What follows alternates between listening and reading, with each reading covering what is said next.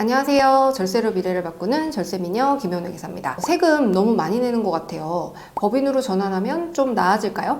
많은 개인 사업자분들이 이런 고민을 안고 계시죠? 매출은 계속 느는데 세금도 점점 무서워지고 사업은 내가 하는데 왜 남보다 더 내야 하나 싶고, 그래서 오늘은 개인 사업자를 법인으로 바꾸는 법인 전환, 그게 도대체 뭐고 왜들 다들 하려고 하는지, 실제로 하면 뭐가 달라지는지, 법인 전환을 하면 안 되는 유형까지 차근차근 알려드릴게요. 그럼 법인 전환이란 뭘까요? 개인 사업자가 운영하던 사업을 일정 시점 이후에 법인의 형태로 사업을 계속 영위할 수 있도록 전환하는 것을 의미합니다. 즉, 개인 사업자를 폐업하고 새로운 법인을 설립해서 기존 사업을 승계하는 거죠. 법인을 전환하는 형태는 현물 출자 방식으로 개인 사업자가 가지고 있는 부동산을 신설법인에 출자하는 방식과, 개인이 법인의 자산과 부채를 포괄적으로 매각하고 법인은 그 대가로 현금이나 채권을 개인에게 지급하는 양수도 방식으로 나뉘게 됩니다. 만약에 사업부가 여러 개가 있다면 일부 사업만 떼어서 법인에 넘길 수도 있는 것이고,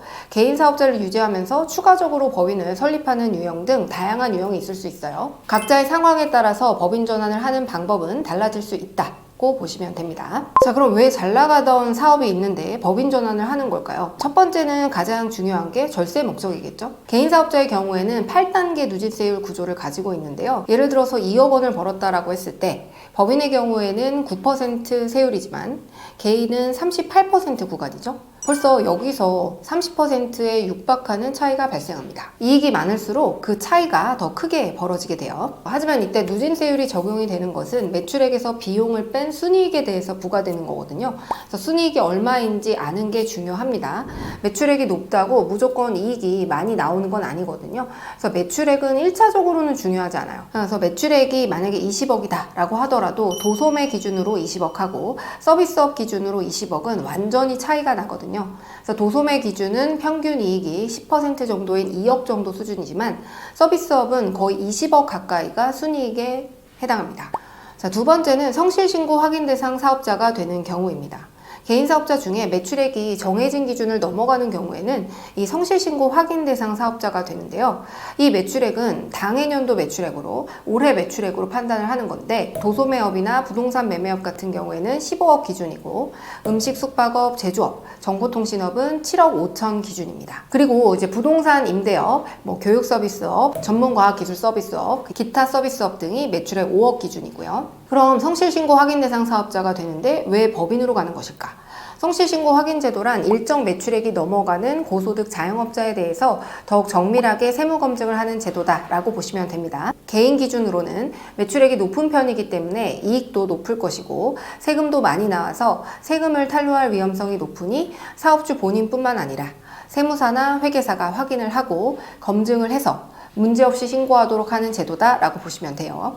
이 절차를 통해서 매출 누락은 없는지, 가공 경비는 없는지, 특수관계자에 대한 인건비가 적정한지 등을 검토하게 됩니다. 일반 소득세 신고보다 훨씬 까다롭고, 웬만하면 사실 판단 사항에 대해서 비용인지 여부를 판단할 때 보수적으로 판단을 하기 때문에 보통은 소득이 높게 신고가 되고 세금도 많이 납부하게 됩니다. 또 신고 기간도 일반적인 소득세 신고 달인 5월 달에 신고를 하는 게 아니라 한 달이 더해져서 6월까지 신고를 진행하게 되고요.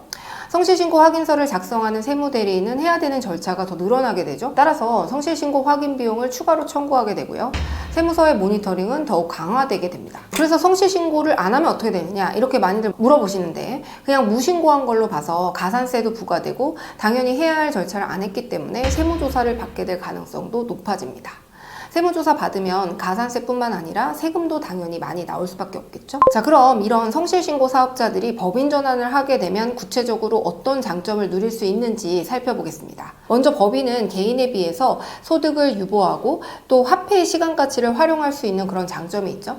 개인 사업자는 그 해에 벌어들인 모든 소득에 대해서 합산해서 소득세 신고를 해야 됩니다. 만약에 사업소득 외에 이자나 배당소득이 있거나 근로연금, 기타 소득 이런 것들이 있으면 모두 이것을 합산해서 신고해야 되는데, 이 경우에는 누진세율이 적용돼서 세금이 많이 나올 수밖에 없습니다. 네, 반면에 법인은 어떻게 될까요? 물론 법인의 경우에도 법인에서 벌어들인 모든 소득을 법인세가 과세되고 이걸 전부 다 출금하면 소득세를 적용받죠. 하지만 전액 출금을 하지 않으면요, 충분히 법인은 배당을 이연하거나 급여뿐만 아니라 퇴직금, 등과 같은 다양한 방법으로 세금을 분산해서 낼 수 있고 세금을 내는 시점을 미룰 수 있어요. 일단 법인세는 9에서 19% 정도 수준으로만 세금을 납부하고 법인을 그대로 두고 재투자 등을 통해서 돈을 벌어들이면 일단 세금 내는 시점을 이연할 수 있는 장점이 있죠.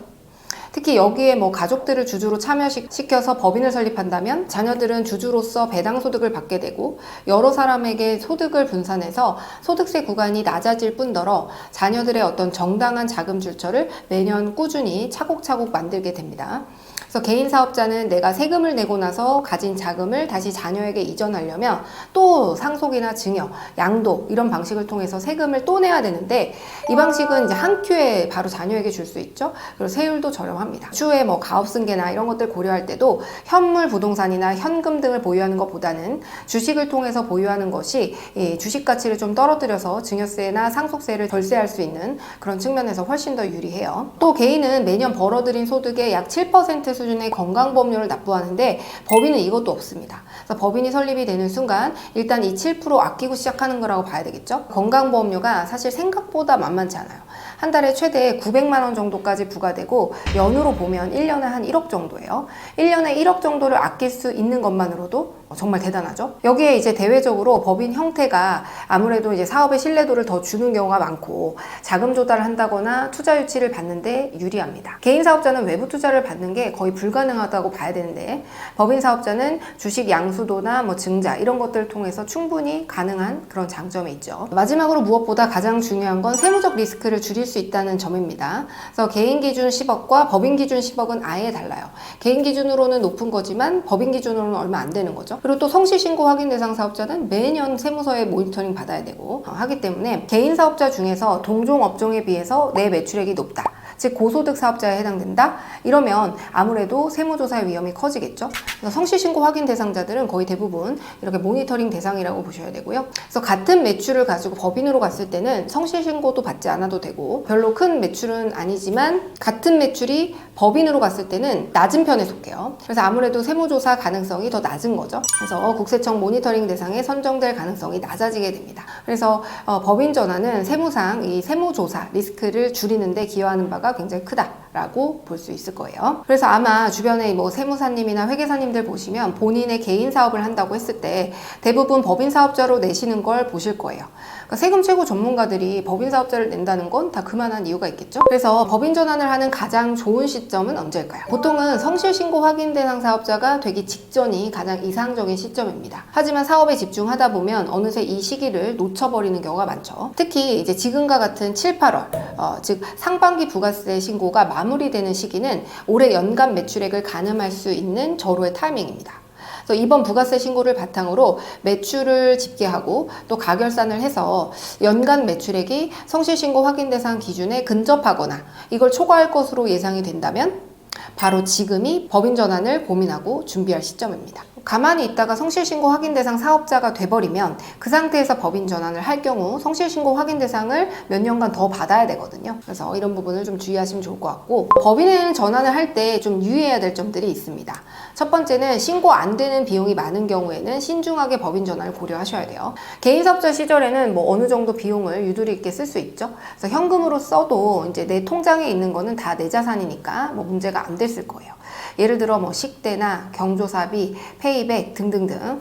근데 이제 법인은 달라요. 모든 비용이 회계상, 세무상으로 증빙이 돼야만 인정을 받을 수가 있습니다. 따라서 뭐 페이백이 많다거나 비용 증빙이 어려운 구조다 이런 경우에는 오히려 법인이 더 불리해질 수 있습니다. 두 번째는요, 대출 승계가 가능한지 반드시 체크하셔야 돼요. 개인 사업자가 보유하고 있는 뭐 부동산이나 차량이나 심지어 신용으로 받은 운영자금, 대출까지 법인으로 전환한다고 해서 이게 자동으로 승계되는 건 아니거든요.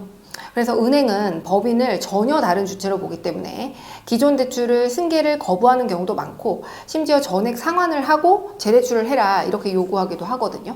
그래서 이거 모르고 그냥 법인 전환했다가 갑자기 수억 원의 대출을 상환 요청을 받고 놀라시는 분들이 실제로 많습니다.